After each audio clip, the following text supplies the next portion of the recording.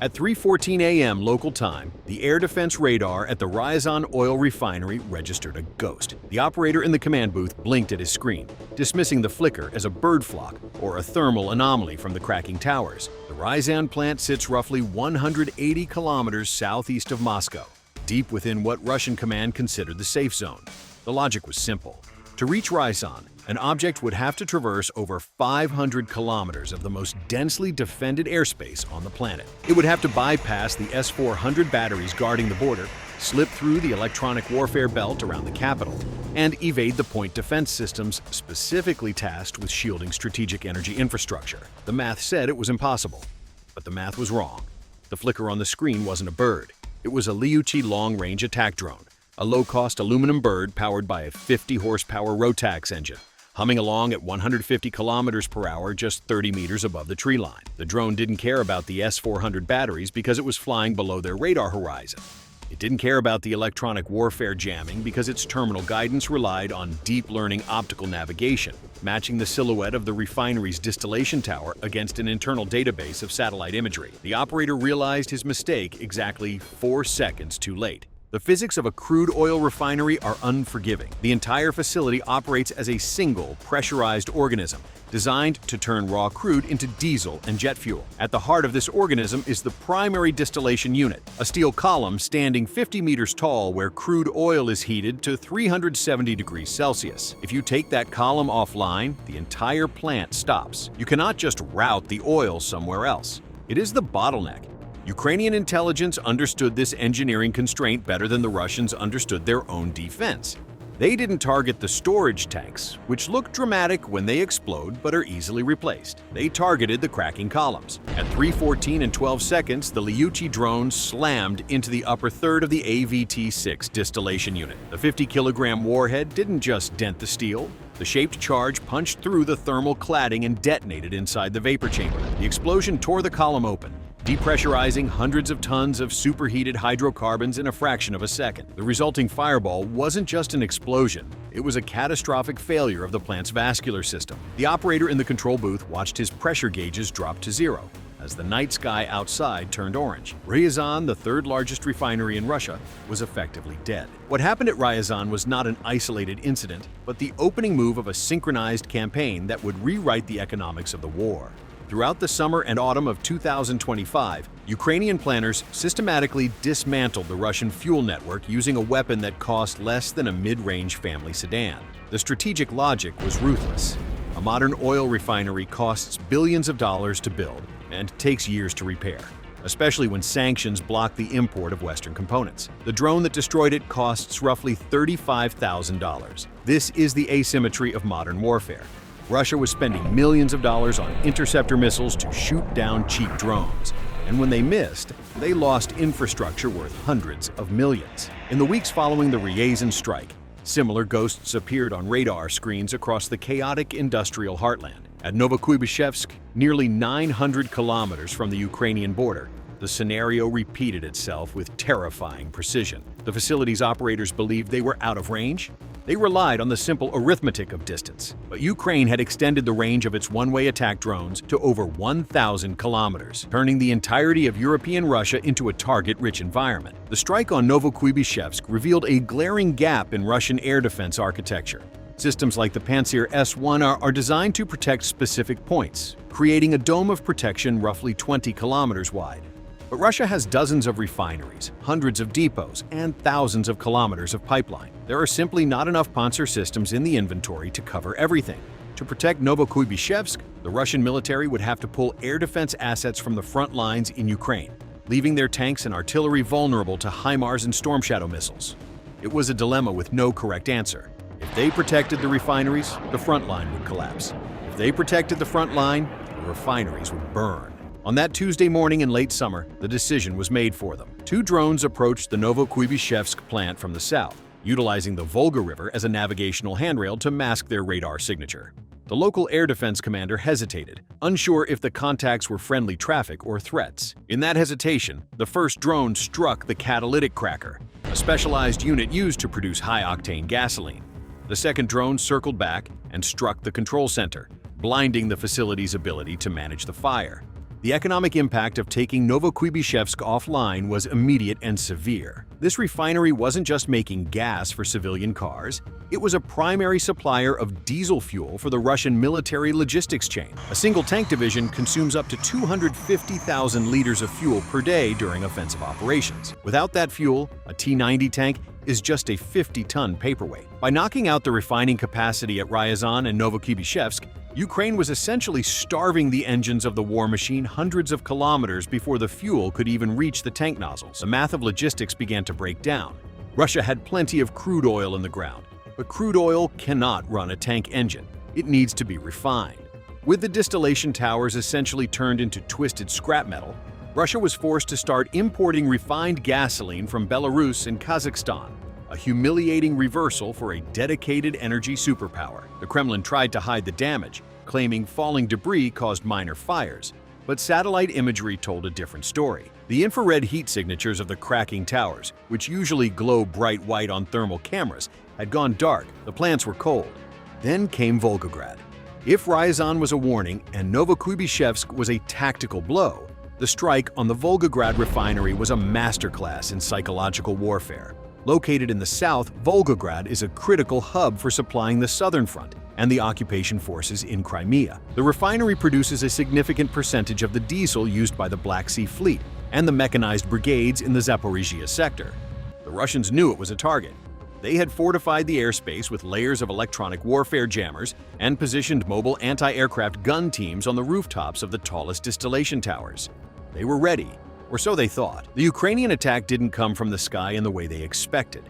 The drones utilized a complex waypoint navigation system, flying a zigzag pattern that routed them through gaps in the radar coverage mapped out by Western intelligence. They approached the refinery at an altitude of just 15 meters, low enough that the radar waves from the S-400 systems simply passed over them. The gun crews on the roofs heard the lawnmower sound of the engines before they saw the airframes. But by then, the engagement geometry was impossible. You cannot traverse a heavy machine gun fast enough to track a drone flying at 150 kilometers per hour when it is already inside the facility's perimeter. The primary target at Volgograd was the vacuum distillation unit. This specific piece of machinery takes the heavy residue left over from the initial refining process and breaks it down further. It is heavy, specialized, and incredibly difficult to manufacture. When the warhead struck the side of the vacuum tower, it didn't just cause a fire.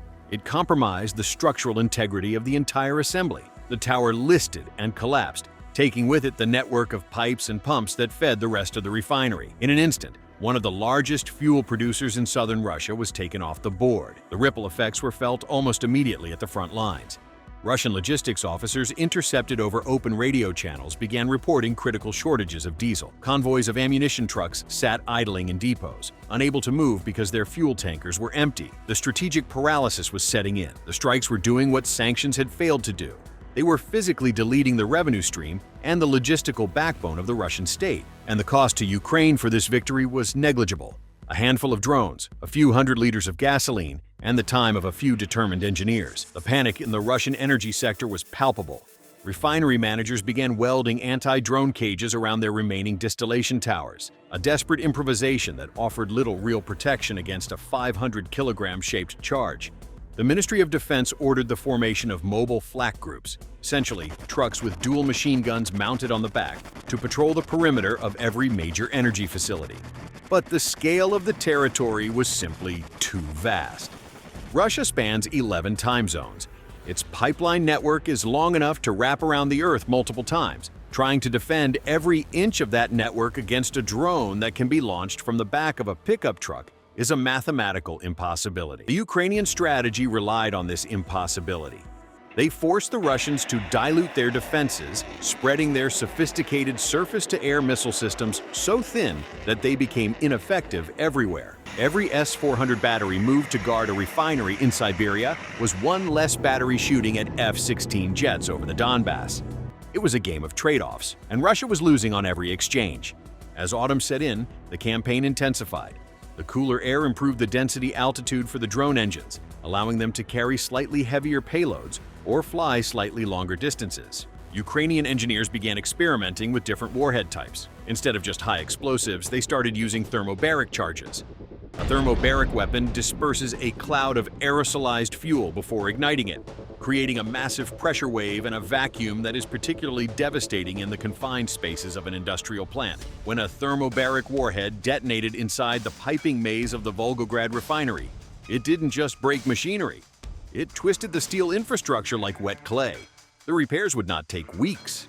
They would take years. The Russian energy minister was forced to announce a ban on gasoline exports to stabilize domestic prices, which had spiked by 40% in a single month. The average Russian citizen, who had largely been insulated from the reality of the war, suddenly found fuel pumps running dry and prices climbing every week. The war had come home, not in the form of soldiers, but in the form of empty gas tanks. But the technical evolution of the drone fleet was perhaps the most alarming development for the Kremlin. Early in the war, drones were simple, remote-controlled aircraft. By the autumn of 2025, the vehicles striking Russian refineries were semi-autonomous robots. They utilized terrain contour matching, a technology once reserved for cruise missiles costing $2 million apiece. The drone used a downward-facing camera to scan the ground and compare it to a stored map, allowing it to navigate without GPS. This made the vast Russian investment in GPS jamming completely irrelevant. The jammers could blast noise on the L-band frequencies all day, but the drone wasn't listening. It was looking at the ground. This leap in technology rendered the electronic warfare curtain, which Russia had spent decades perfecting, obsolete overnight. The drone would fly silently through the jamming zone, identify the thermal signature of the cracking tower, and dive. The first time the Russians realized the jammers weren't working was when the fires started burning at the Tuapse refinery on the Black Sea coast. At 4:12 a.m. local time, the second wave of drones arrived at the Tuapse refinery. This facility, situated on the Black Sea coast, is critical for supplying fuel to Russian forces in southern Ukraine and for export through the Mediterranean. The first drone struck the vacuum flasher, a specialized unit that separates heavy crude oil components under low pressure. The explosion tore a 3-meter hole in the side of the column, causing immediate depressurization. But the real damage came 40 minutes later. Russian emergency crews had just arrived on the scene, deploying foam trucks to contain the blaze, when the second drone appeared. It didn't strike the fire. It struck the main pumping station that feeds crude oil into the furnace. The logic was cruel but effective. By destroying the pumps while the fire crews were distracted, Ukraine ensured that the refinery couldn't just restart once the fire was out. The entire feed system was dead. The pump's massive centrifugal units, custom-built in Germany, are now under strict sanctions. Russia cannot buy replacements. They have to scavenge them from other, less critical refineries, or try to manufacture inferior copies domestically. The downtime for Tuapse went from weeks to months. The cumulative effect of these strikes began to show up in the data. By late September, Russian gasoline production had fallen by 14%. That sounds like a manageable number until you look at the margins.